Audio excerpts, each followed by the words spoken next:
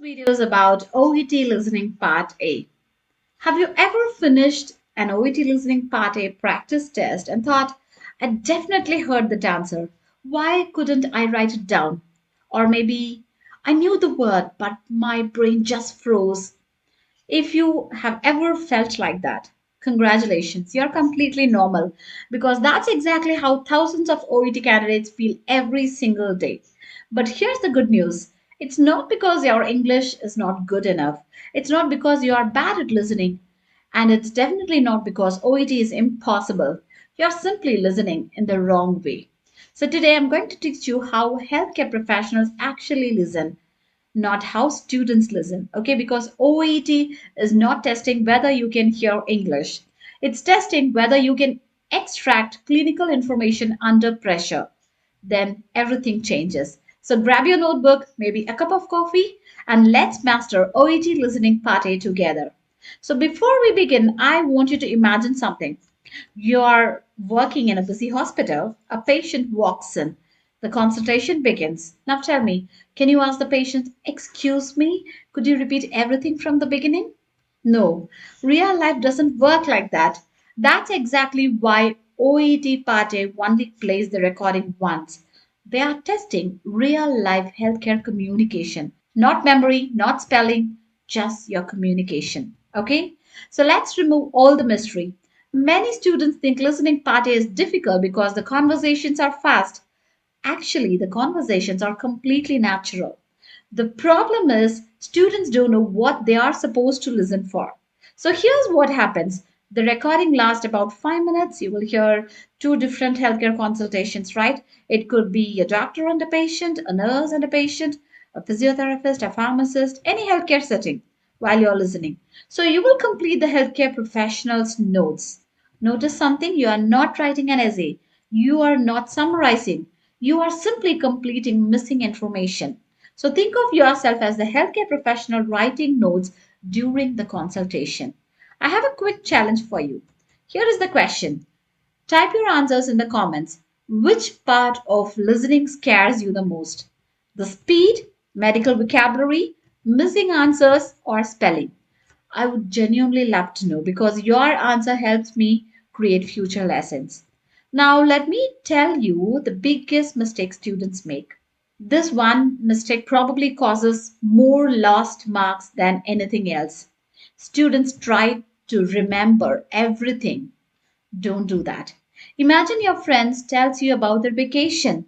Do you remember every sentence? No, you remember the important parts, right? That's exactly how healthcare professionals listen.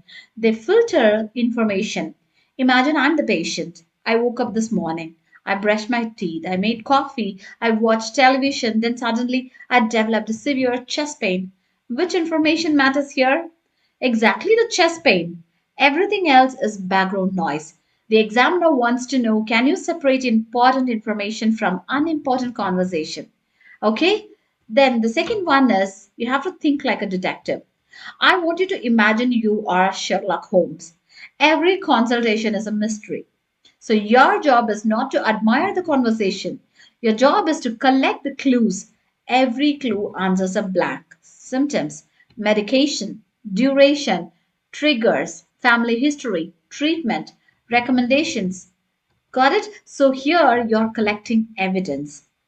Now I want to introduce the four superpowers. Okay, don't worry. You don't need to be born with them. You can train them. The first one is active listening. This does not mean hearing every word, it means listening with purpose. Suppose I say, I have had headaches for about 2 weeks. Don't write, I have had. Don't write about, don't write for.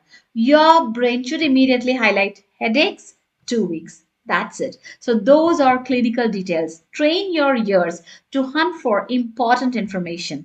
And the superpower number two, fast note taking.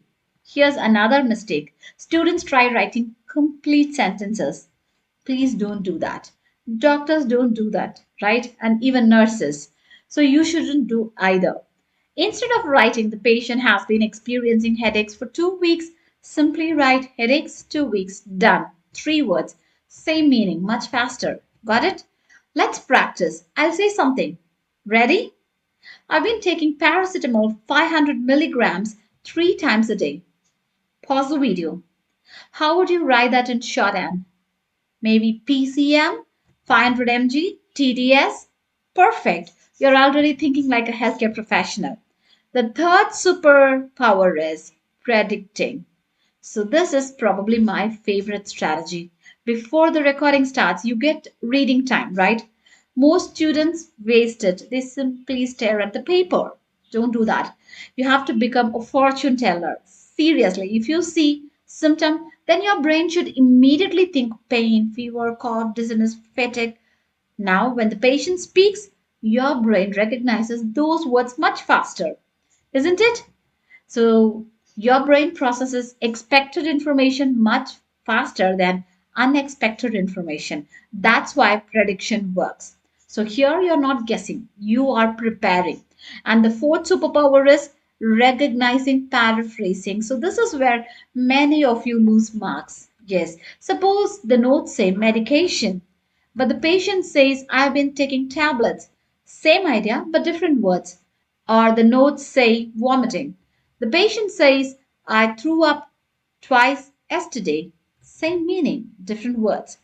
OET loves paraphrasing. If you only listen for identical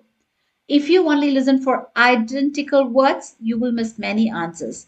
Many candidates believe that OET is a test of memory. They think they need to remember every sentence, every detail, every word the patient says. But that's not how healthcare professionals work in real life. Right? Imagine a nurse listening to a patient during a busy shift. The nurse is not trying to memorize the entire conversation. Instead, they are identifying the information that matters for patient care, like symptoms, duration, medications, allergies, investigations, diagnosis, and the next steps. That's exactly the skill OET is assessing. And another mistake I see all the time is students panic the moment they miss one answer. They think that's it, I failed.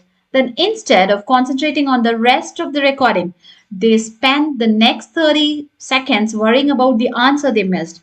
Unfortunately, while they are thinking about the previous blank, the recording continues and they end up missing two or more answers. So, this creates a chain reaction. Always remember this one rule: one missed answer should never become three missed answers. If you miss something, leave the blank, move on immediately, and stay focused on the next piece of information. You can always make an educated guess later if necessary. Okay? And some students become so focused on reading the notes that they stop actively listening to the conversation. The paper is only your guide. The recording tells the real story. So try to keep your attention on the speakers because the answers come from what they say, not from staring at the blanks. Okay? Understanding the context definitely will help you locate the correct answer much more easily. Got it? So that's all for today's video. Kindly like, share, and subscribe for more OET tips. See you in the next video. Bye bye.